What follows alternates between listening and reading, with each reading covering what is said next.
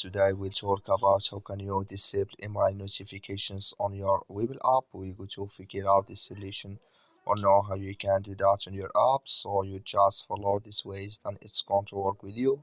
All you have to do, you just go down, click here on menu down here, just click on it. So then it's going to take you to your profile. It's going to show for you like this. Then all you have to do now, you just click here on settings here, you just click on it.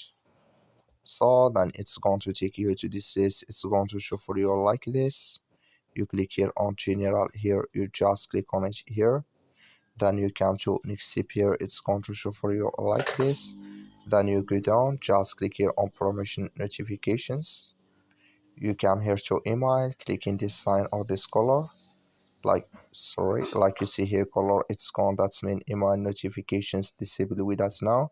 That's all you have to do. Thank you for watching. Don't forget to support us by liking,